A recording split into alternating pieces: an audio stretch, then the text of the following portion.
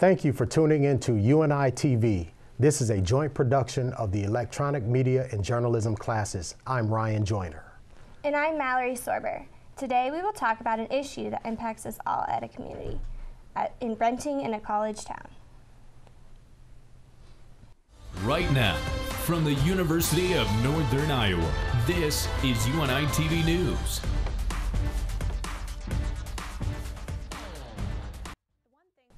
In Cedar Falls, as in many college communities, students find all kinds of living arrangements in the course of their college careers.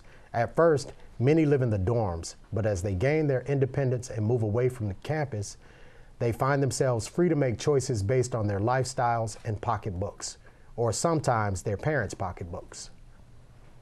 What these decisions look like depends on each student's support network and the advice of invaluable friends. But in the end, the decision to pick the right area of town and the most compatible housemates is bound to have a profound impact, not just on the experiences the students will have, but also their performance at school. Not to mention the lasting memories they create and store away for that special moment when they bid farewell to their college life. With that in mind, and with a hands-on understanding of the real challenges of living in a college community on your own, we started exploring some of the issues we experienced as students, but this time as reporters. In an effort to shed some light on this complex problem, today we want to focus on the community building aspect of living arrangements of a college town and explore the stakeholders' perspectives. That's precisely why we called our program For Rent, a story of a community building in a college town. The stakeholders we tapped into are college students, landlords, city officials, and many of the task force designated by the city to review the current conditions. We interviewed City Administrator Dick McAllister and Police Chief Jeff Olson in person and watched tape interviews with landlords and realtor Bruce Wingert and Fire Chief John Schilling. As journalists, we also did quite a bit of research, read committee minutes, and documents published on the city's website to get the context and the solid grasp of the evolution of the issue. We understand that 60 minutes of airtime will only scratch the surface of this long-lasting issue, but recognize that the conversation has to have a starting point. So here it is.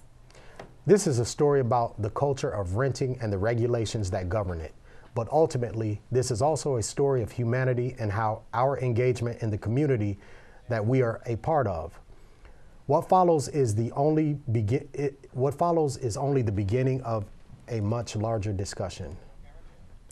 Thank you, Ryan and Mallory. I'm Anelia Dimitrova, and I'm joined by my reporters, Nick Alvarado, Kenneth Fox, and Amanda Heckenmiller, who did all the groundwork, and of course our veteran City Council member, Frank Dara. Welcome to all of you. Frank chaired the task force that the city put together to overview the issues of rental properties, and you came up with a number of practical recommendations to address. Thank you for coming to the program, Frank. You're welcome. You're welcome. It's good to be here. Yeah. First, let's get a feel for one of the areas that we are going to talk about right next door, the College Hill neighborhood. Here, there are rental and owner-occupied properties. As you know, we coexist on this neighborhood. And on Sunday, reporter Amanda Heckenmiller took a tour of the neighborhood where she herself has lived for some years. Here's what she saw, just a very, very small snippet of it. Let's take a look. Right now, I am at the corner of 22nd Street and Walnut. And as you can see, the Hill District is just right down the street there, and campus is up there towards the sun. These are just some more rental buildings. As you can see, these houses are larger, but we also see quite a mix of some more residential homes, single-family residential homes down this way. Here we are just off of 22nd Street, the backyard of one of the rental properties here. As you can see, there's a pool and an American flag in the building. Cellar and a grill out.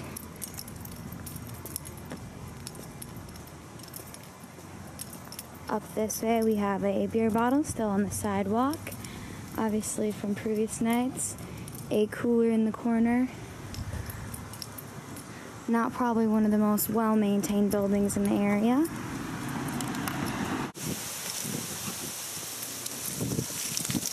Another rental property here from the city.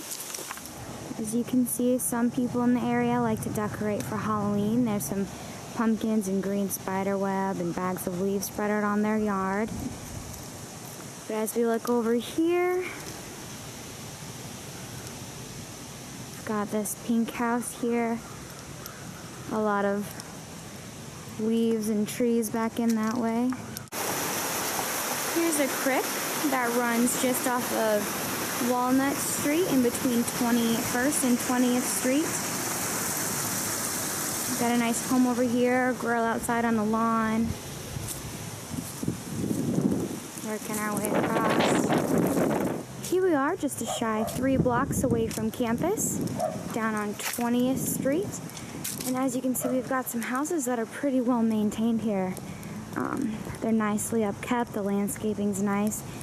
As you can see, so there are quite a few houses in the area that are kept up quite nicely. That was really a very nice piece. Amanda, great job on framing the conversation for today. Let's now hear the story of Victoria Hurst, a Cedar Falls native who studies public administration at UNI and aspires to be a manager one day, a city manager one day. And Victoria meant to be here today, but she is busy with the Board of Regents, so she wasn't able to be here with us today. She sat on the rental force. She was a student voice on your task force. And she shared this story with us about her own experiences. Let's take a look. When I came to college, I actually qualified for the All-Iowa Opportunity Scholarship, which allowed me to live in the dorms for my first year. Otherwise, that just wouldn't have been an affordable option for me. So I got to experience the dorms my first year, and I had a mixed feeling toward the dorms. I liked some aspects of it, but other aspects of it were a little more frustrating.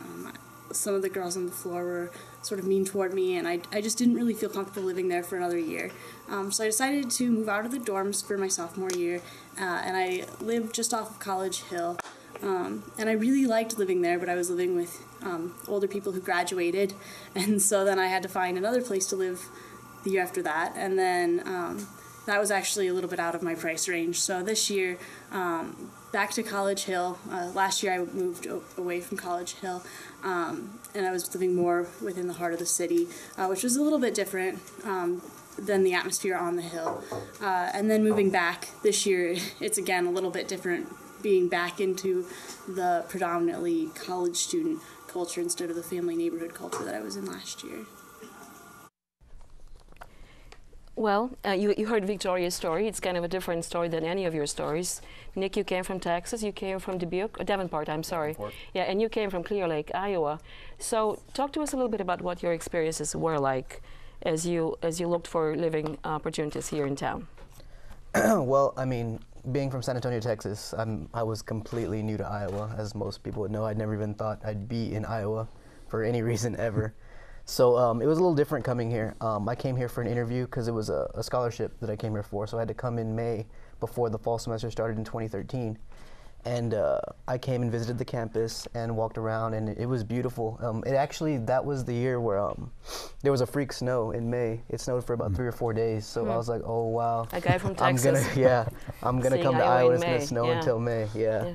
So that was a little different, but once I finally got here, it was nice. I noticed that the people were generally very nice.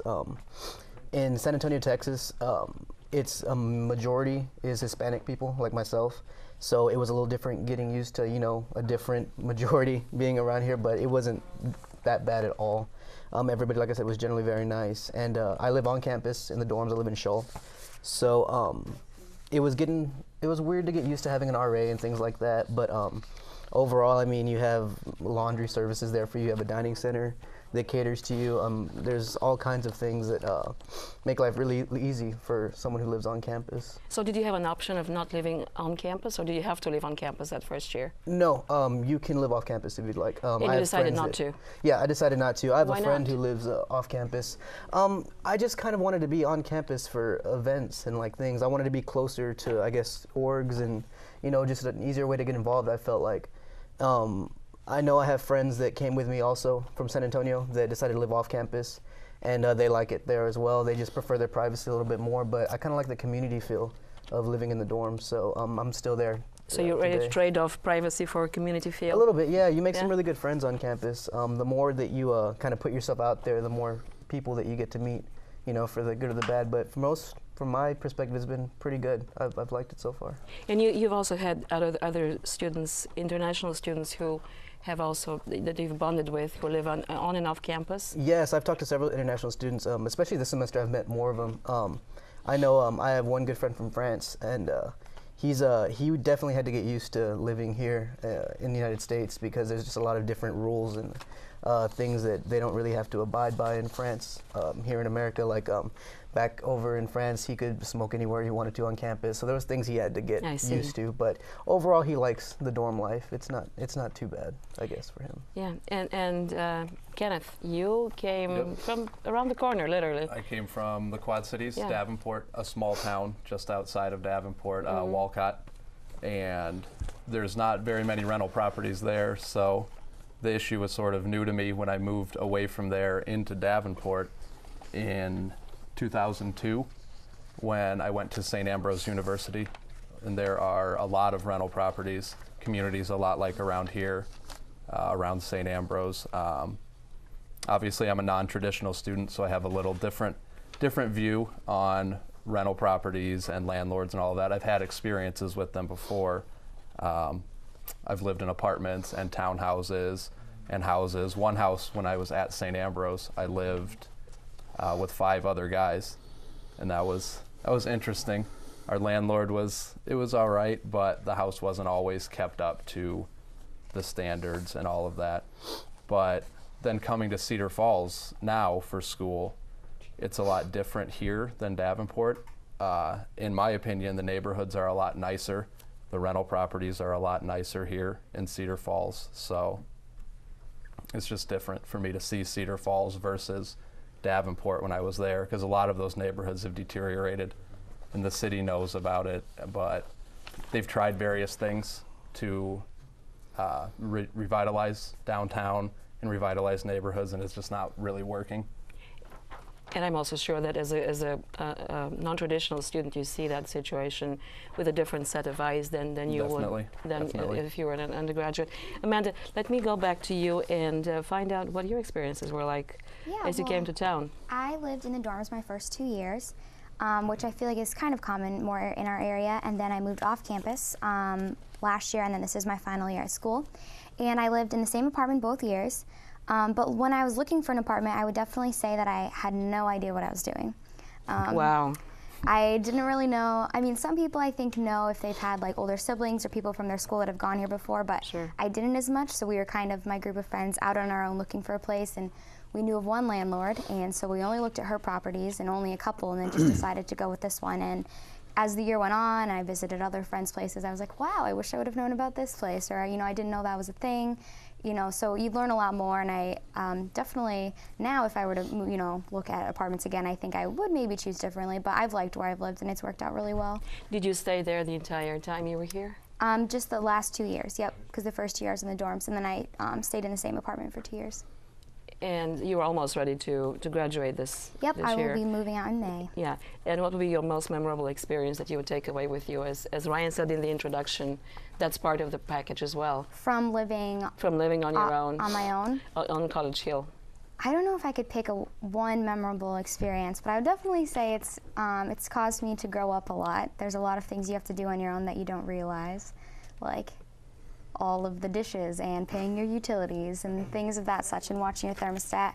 But I mean, I just feel like the community, because it's a lot of rental properties with college students, I've definitely, made a really great sense of community with all of my neighbors in the buildings and houses around, so that's been really fun. Thank you, guys. Thank you for bringing such an invaluable perspective. Now let's turn to Frank Dara. Frank, you had one UNI member, student member on the task force, and you heard stories from all of these students.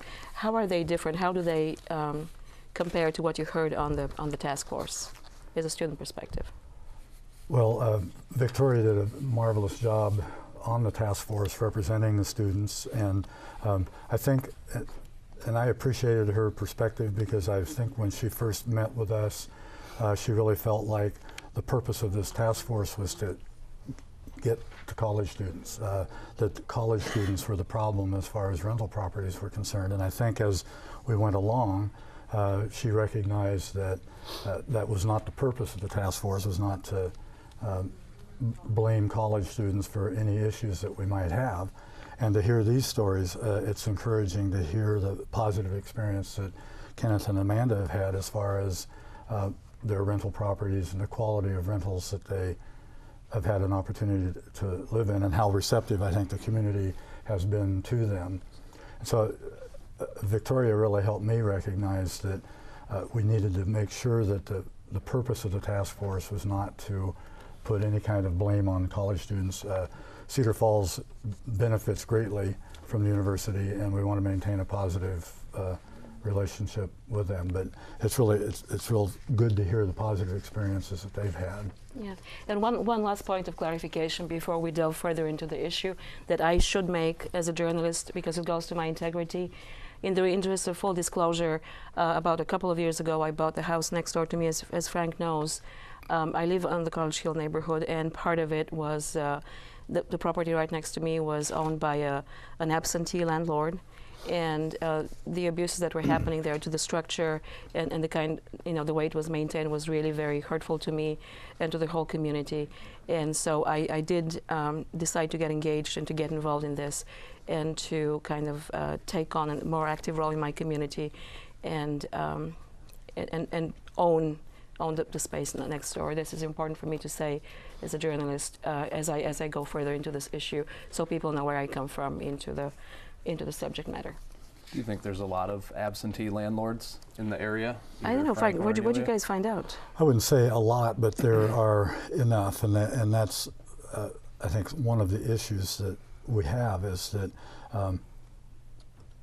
when you're not in the neighborhood on a regular basis and aren't living within that environment, it's real easy to as a landlord, put your confidence in a local individual that may not have the same level of ownership of the property or whatever. And I would say that from the task force perspective is one of the primary concerns is how do we better engage, whether they're absentee or present, landlords in recognizing that the mix between single-family homes and rental properties is critical in maintaining the feel of a single-family neighborhood. Victoria talked about living in that kind of neighborhood last year, and the difference between that. And I think what our task force is hoping to do is to maintain the integrity of a single-family neighborhood without denying a landlord the right to be a landlord, or without denying a renter the opportunity to rent. Yeah. I interviewed later on, and you'll see a part of it of this interview in the show, an interview with the fire chief, John Schilling, and one of the main points he made was that if you're a landlord, it's a business just like any other business, and that's part of the task force's recommendation as well, to look more deeper into the kind of ownership that people have and the responsibilities that they have to maintain it. Let's take a short break now, and when we come back, we'll take a look at the task force that was created by the city to review home conversions. College is an avenue for learning that can lead to successful job opportunities in the future. However, the education you need cannot be gained simply by going to class. Joining Cedar River Productions is the best way for you to get hands-on experience and one-on-one help with technology that will be crucial for your future. This is your chance to get ahead of other students by gaining knowledge about new technology. You'll be given all the opportunities to turn your ideas into reality and fine-tune your skills and abilities along the way. Make the most of your college experience. Become a member of Cedar River Productions. I am a future Panther. I am ready to transfer. I am building my skills. I am social networking. I am investing in my future. I am challenging my students. I am running my own business. I am UNI. I am UNI. You can be too. Visit IamUNI.net.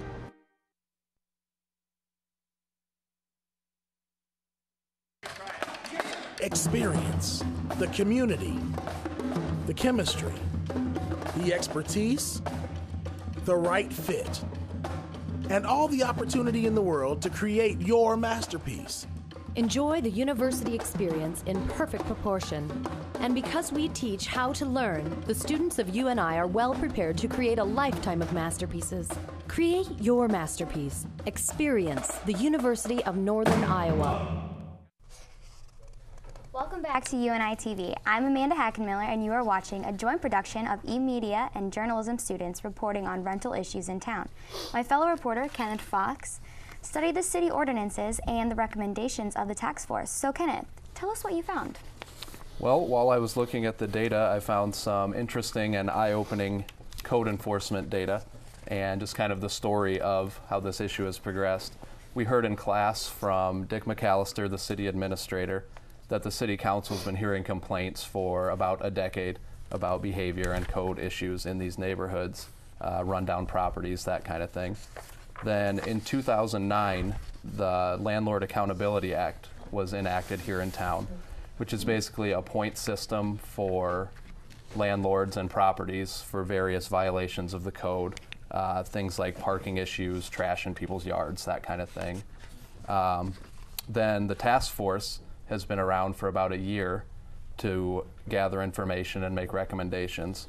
And then I looked at some data about the actual code violations that was on the Cedar Falls Police annual reports. And over the last 3 years, there's been less and less code violations, as well as less of them occurring at rental properties. For instance, in 2013, 42% of the code violations were at rental properties, whereas back in 2011, 50% of those violations were at rental property. So in the last 3 years, there's been an 8% decrease in those code violations by renters and 719 less total violations in that same 3-year period. Those statistics, to me, brought up the question of why was the task force formed just a year ago if there had been complaints for the last decade, when things now, in at least the last 3 years, have definitely been moving in the right direction. Yeah, why the timing, Frank? Once again, I think Mr. McAllister, I haven't seen the interview with Mr. McAllister, but it's based as much on feedback from homeowners, long-time homeowners in neighborhoods around campus about their ongoing issues with noise and trash, as Amanda said, the trash and that kind of thing. So it's been on a complaint basis. I can't talk necessarily about the number of violations and if it's been a decrease or not, but I know from the perspective of homeowners, it continues to be an issue, and the council wanted to be responsive to that. But I think that's great data to have. That it is, and I would want to believe that the landlord accountability ordinance that you talked about might have had some influence on that. And just one other point to that effect, we did realize once the task force began, one of the very first recommendations from the task force was more strict code enforcement. Mm-hmm. Several years ago, the council kind of encouraged our enforcement folks to only go to sites that have been complaint-based, as opposed to going out and looking for those violations. And I think that has allowed things to kind of deteriorate. So the task force is encouraging our staff to be more purposeful in their code enforcement. Well, City Administrator Dick McAllister talked to our journalism class about an important instrument the city created to review the issues related to the conversion of single-family homes into rental homes. Here's how he described the need for the creation of the task force. Just another perspective to it. The City Council has been fielding complaints from single-family homeowners that live in various neighborhoods over a long period of time. I'm going to say it's over a decade of time. That their neighborhoods had been declining, that rental properties had grown in numbers in their neighborhoods, and the level of maintenance of the properties and the behavior that was taking place on the properties were not indicative of what they felt a single-family neighborhood should be.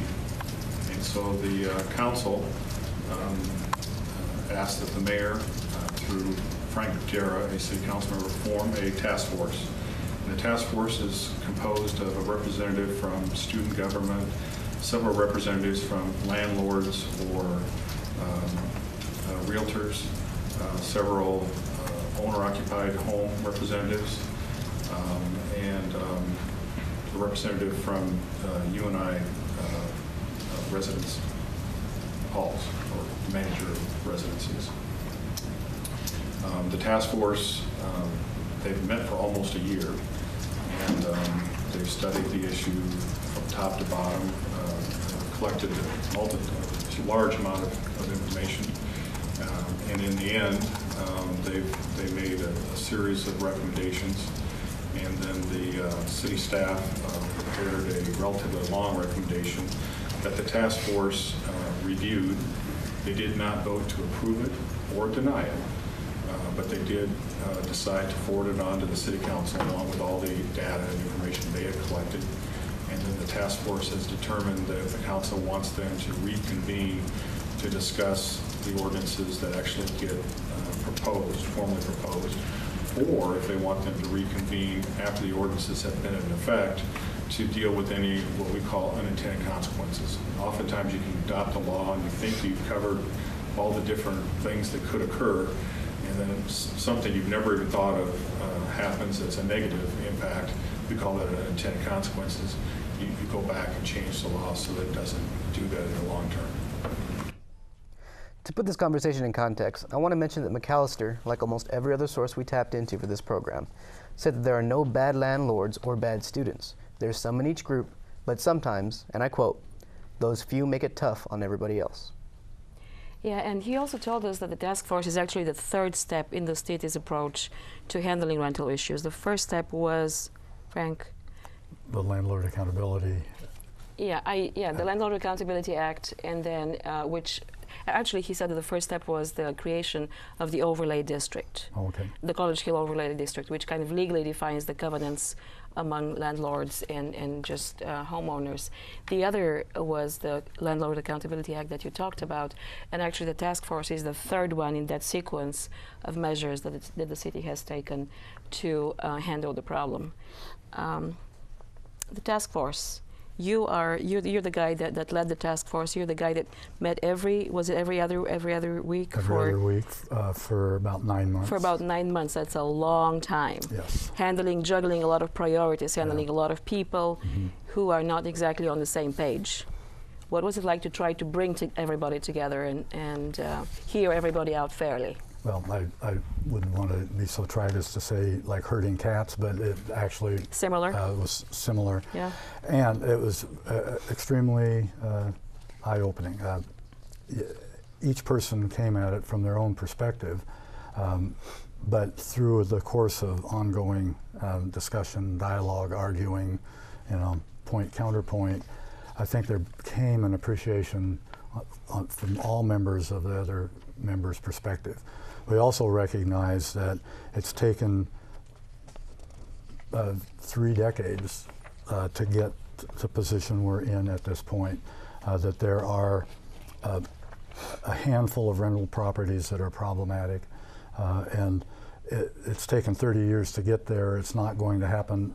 We're not going to change it overnight. We can't regulate our way out of it. We can't incentivize our way out of it. It's got to be a combination of better enforcement, of more fair rules and guidelines, but then also an engagement, I think, from the neighbors. You're a great example, Amelia, of owning a property and then interacting with the neighbors. It was by default. Mine was by default. I am a landlord by default. But we do encourage long-time residents to engage students as much as they can, welcome them to the neighborhood, because we want it to be a neighborhood. I want these guys to live in Cedar Falls for the rest of their lives. They may not, but one of my goals is to have more students care so much about this community that they stay. And understanding that they live in a neighborhood, I think, is really one of the roles that we have that will take us a while to get to. So take us a little bit into the discussion of the task force. What was the most difficult conversation that you had there? I've been to several of the conversations. They were not televised. No. And they were still held at City Hall, and some Public. journalists were there on occasion, but sometimes you guys met without any media presence, just yourselves. They were always public meetings. We had several meetings that there were as many as 40 landlords and renters and homeowners in the audience who we had to get. I actually got to a point where I had to just keep the discussion among task force members because there was so much input from the public. And I really do feel like we did not do it, in my own mind, I didn't do a very effective job of engaging everybody. But I do feel like it was a democratic function, that they were all public meetings, people had opportunity for input. We have an imperfect set of recommendations at this point, but we've taken a step, I think, in a positive direction. Before you go there, let me just ask you, what was, going back to my original question, what was the most difficult conversation you had with all these different stakeholders? Well, out of the recommendations, one of the things that we recognize is it's a density issue in these neighborhoods, that they're older neighborhoods that weren't designed to have 4 cars parked out in front of every house. And so there was a lot of discussion about should we reduce the number of unrelated individuals living in these homes. At this point, 4 is the limit, and there's some discussion about reducing that. And 4 has been since 1979? Yes. Isn't that what he said? And it was 5 before that. I see. But that's the most controversial. Landlords feeling, and understandably, they have a business model based on 4 people living there, and if we say you can only have 3, that's been the most contentious. And that's actually an excellent segue for Kenneth's piece here. Yeah, definitely. We heard from City Administrator Dick McAllister that the task force had laid out 4 major recommendations for these issues. The first one was, like you said, to increase the level of code enforcement, which it may be happening, and that's why the violations are decreasing. He also told us that to complete the checks on the entire city would take 3 to 5 years, and that by the end of that, then they could just start over, and they could just sweep the city in those 3 to 5 year windows. The second recommendation was an educational program for landlords and tenants to sort of lay out the expectations that for behavior for renters as well as behavior for the landlords, what they're responsible for, how they can be a better part of the community, which that might be difficult for the absentee landlords, the ones that live wherever all over the country. So that maybe could be something that could be extended to the in-city, the people that are managing the properties for them. The third one was changes in code ordinance for parking. He said that there's a lot of areas in town where landlords or whoever has just thrown down gravel and cars are parking there where they really shouldn't be and taking up all of that. Then, like you just said, the recommendation to reduce it to 3 unrelated individuals. He said that determination would sort of be based on the carrying capacity of a house. There's not enough bedrooms for 4 or 5 people. You can't have 4 or 5 people live there, which is a pretty simple idea.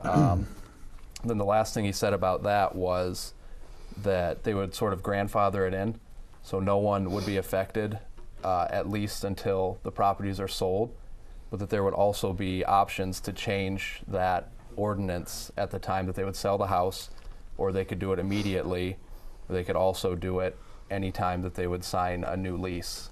So that would sort of give some flexibility to, I think that's the hottest topic, is limiting where people could live, and with that, that's flexibility to give to the landlord to say when they would change it. Excellent summary of the recommendations. And it's really important to me, if it's okay if I have this discussion, that we not pull the rug out.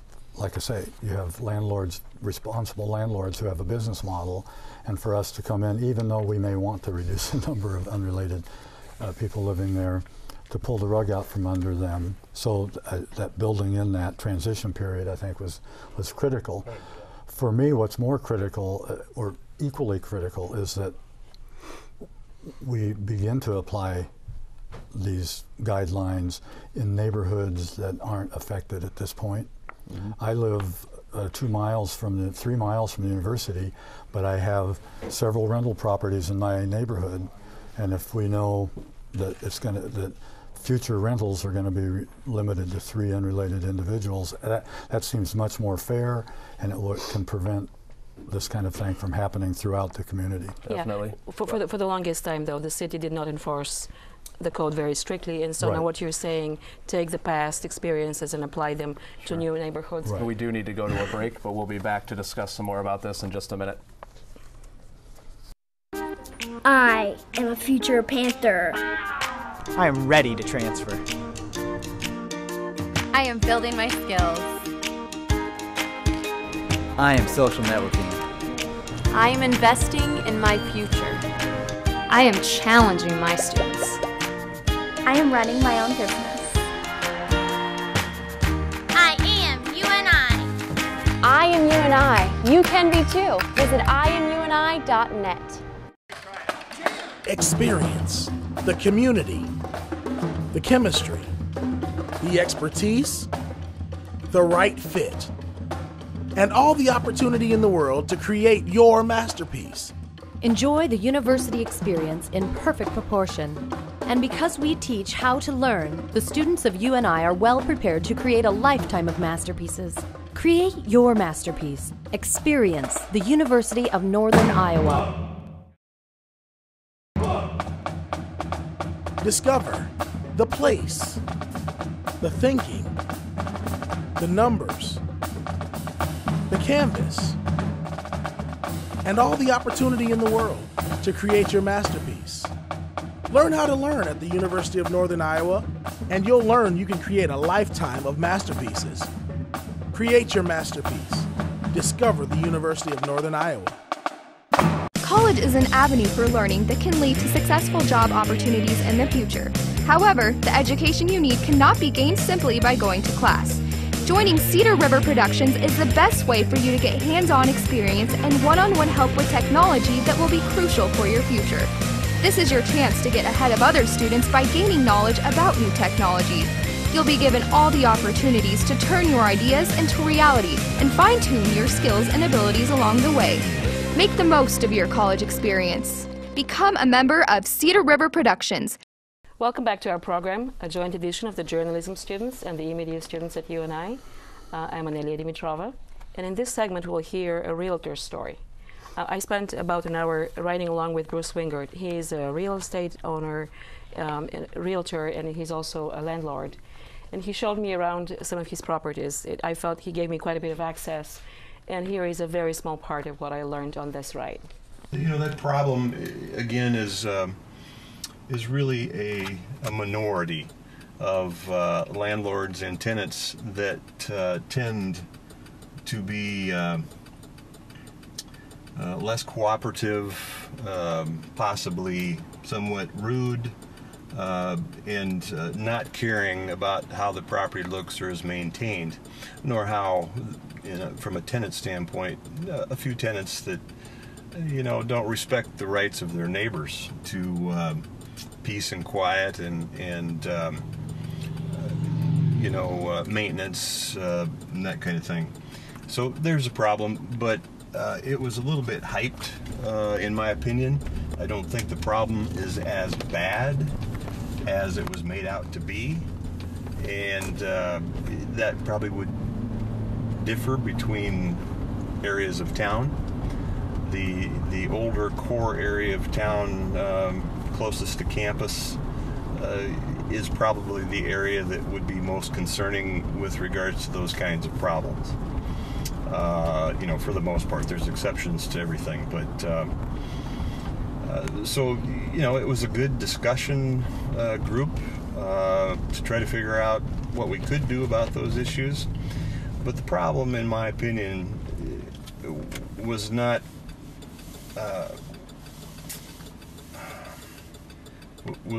great enough to go to the length of a moratorium.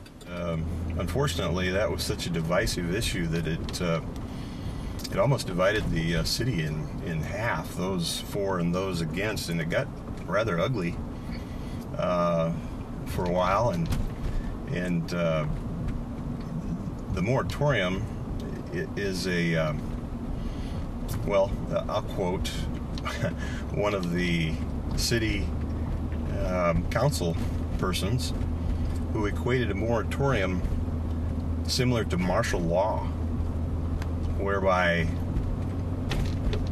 when you invoke as a city a moratorium to stop something from happening as of a certain date, it changes things. And we have a moratorium that changes the potential market conditions here with regards to the ability to convert any particular single-family home to rental purposes.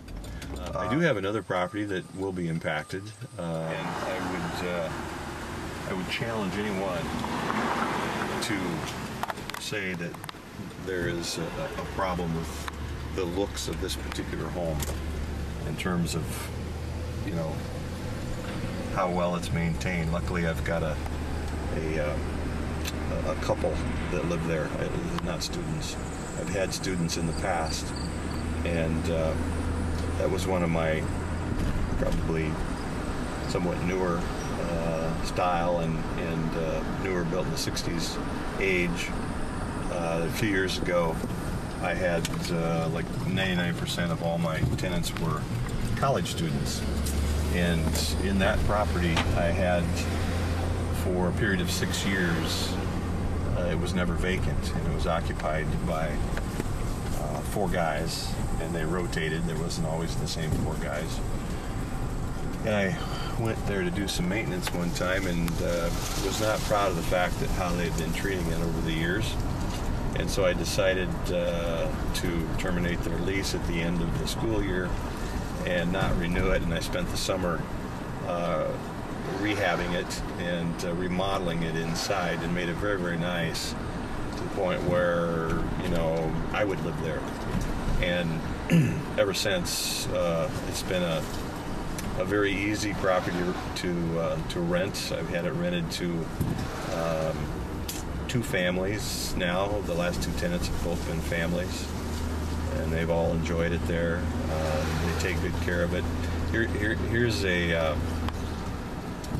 Here's a phrase that I've coined, I guess, over the years. As a landlord, if you offer junk to tenants in terms of a property, it's going to get treated like junk, and it'll probably never improve and just get worse in terms of how it's maintained by the occupants. If you offer something nice and looks nice and they can be proud to live there, it'll be treated that way, almost as if it were their own. So it's an interesting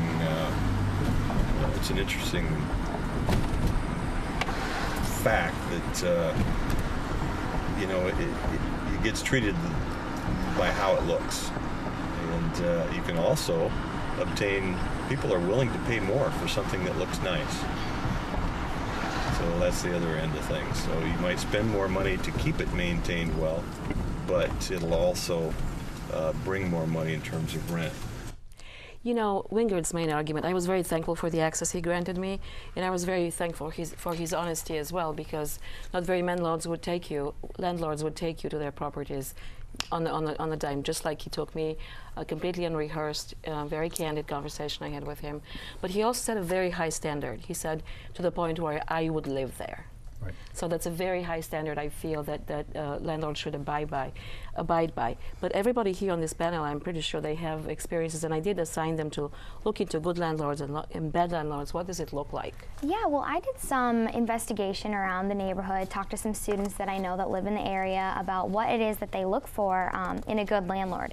And one of the main things was just good communication. I mean, things happen, you know, maybe a toilet's not working or the oven has a problem, or, you know, just things like that, maintenance things. And it's nice to know that your landlord is there and they're going to return your call within, you know, a reasonable amount of time, or just to let you know they'll be there soon to help. You know, just things like that. Good communication on all, I mean, things happen all the time. And, you know, I heard of some good stories. one girl, it was her second landlord. The first one wasn't as good, but this one she said was really great. They moved into the place and it was great. It had very nice appliances, so everything worked really well.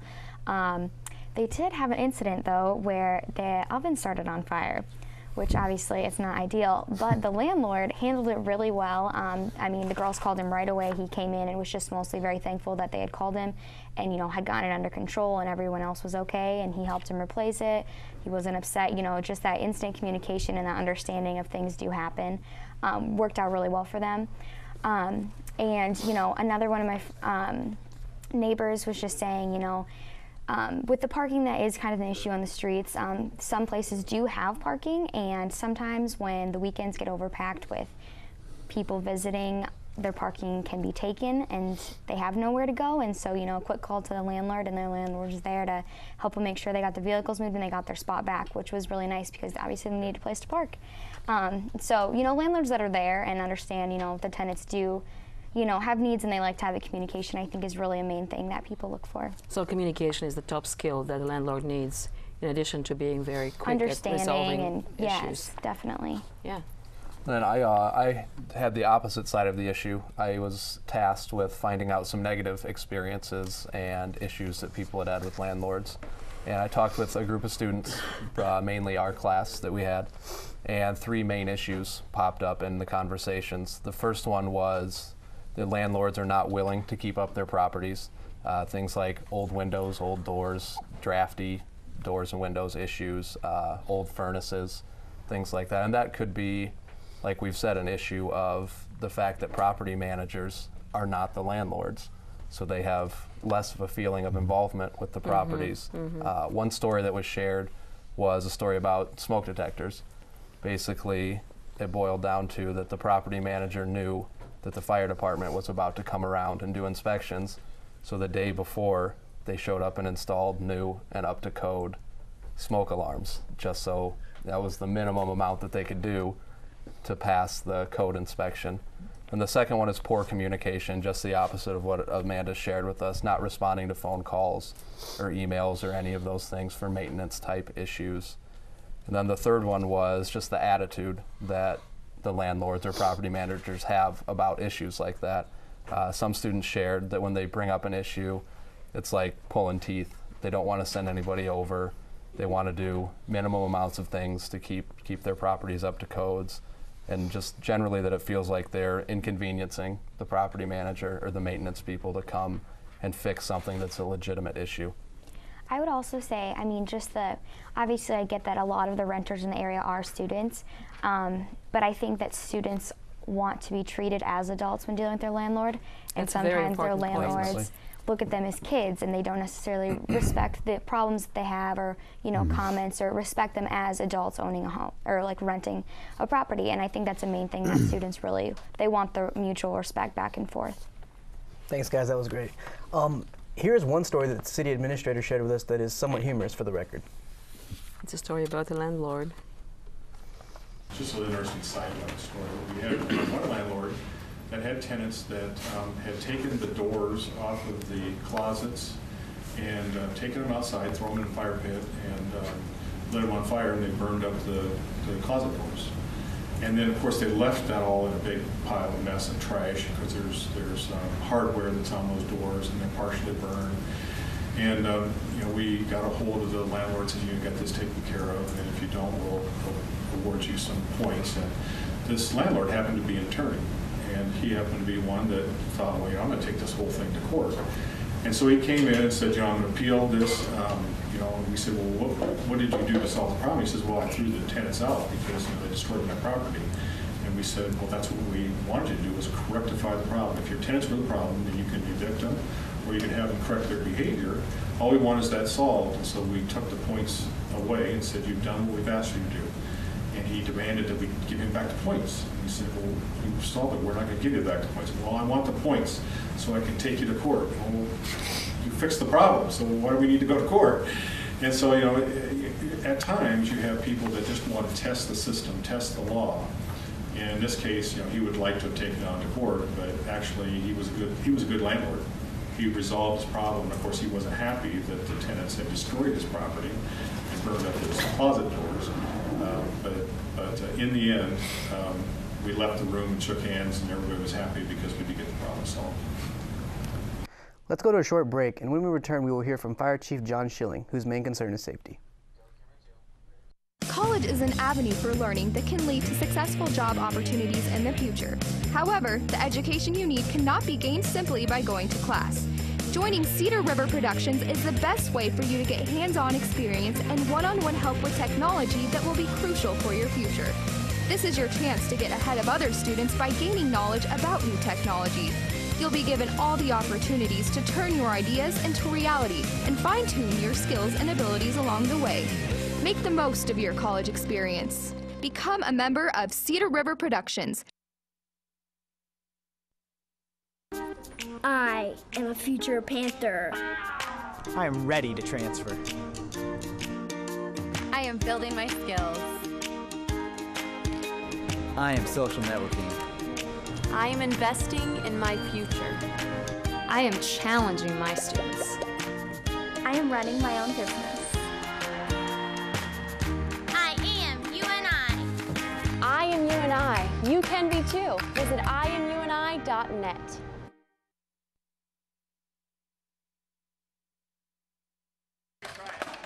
Experience, the community, the chemistry, the expertise, the right fit, and all the opportunity in the world to create your masterpiece.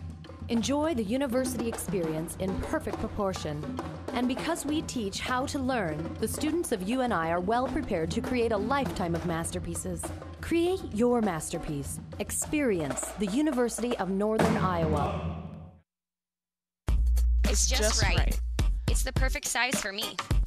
When I took the tour, I just knew this was the place for me. I don't know. It just felt right. My professors know me. There's so many academic choices. I could major in anything here. I got to do research with my professor my sophomore year. I haven't graduated yet, and I already have a job offer. I just got accepted into grad school. I feel confident. I'm ready.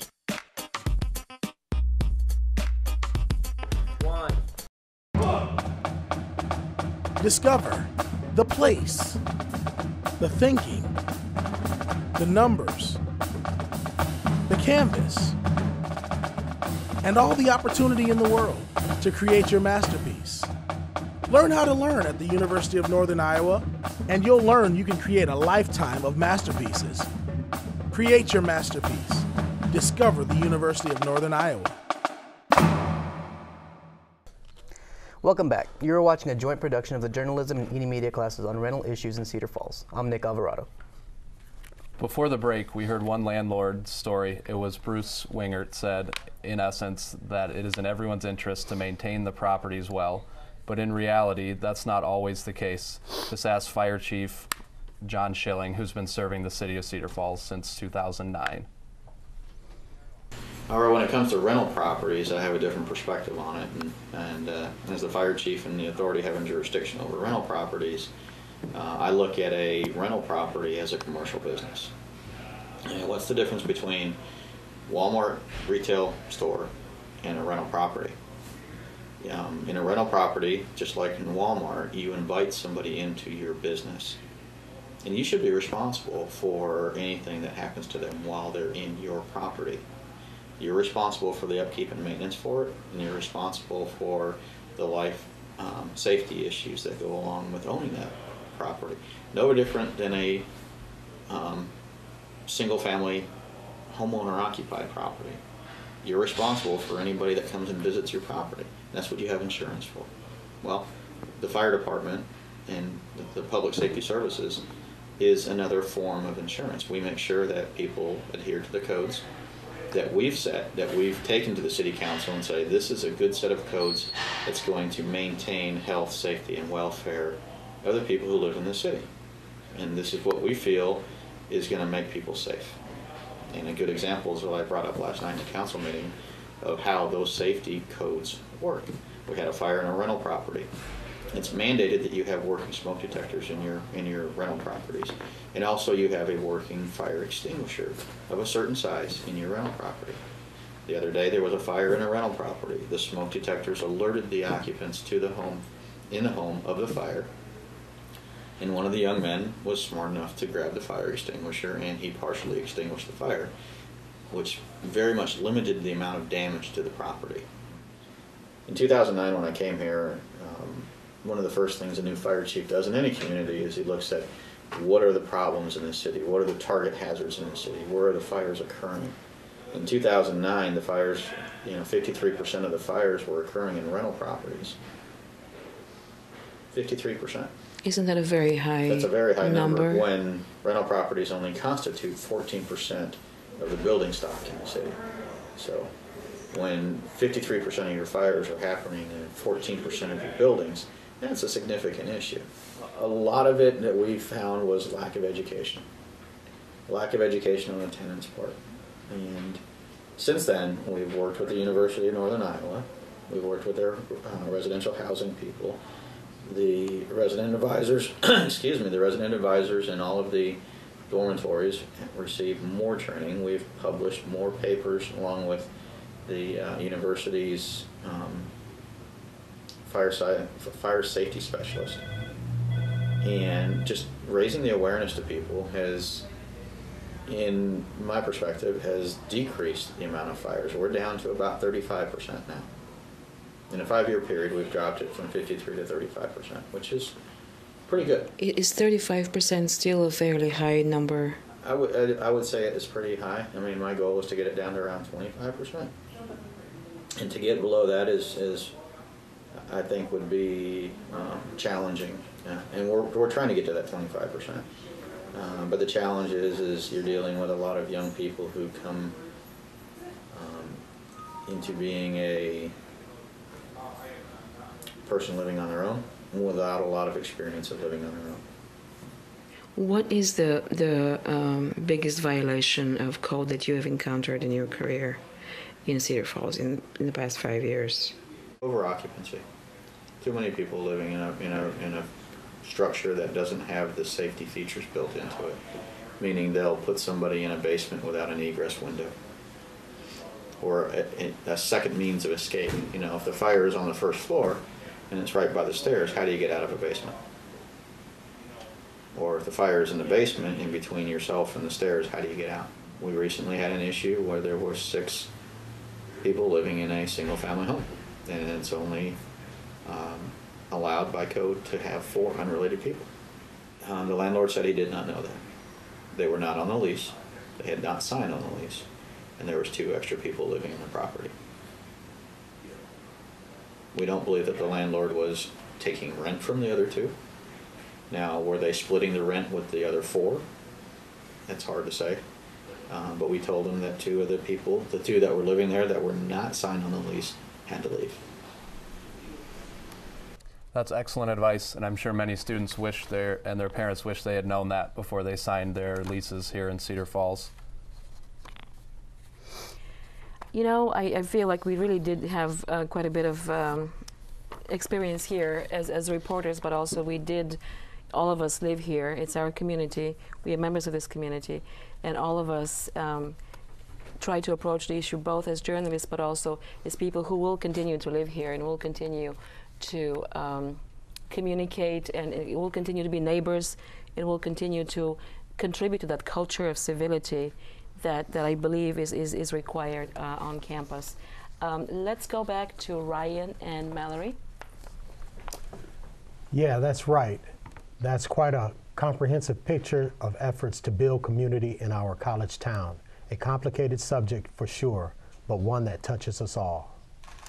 I wish I had known a lot of what we were uncovered much earlier, but even though it's too late for us, we hope our reporting will benefit others. Thank you for watching. Tune in to UNI TV next time for another look at local issues.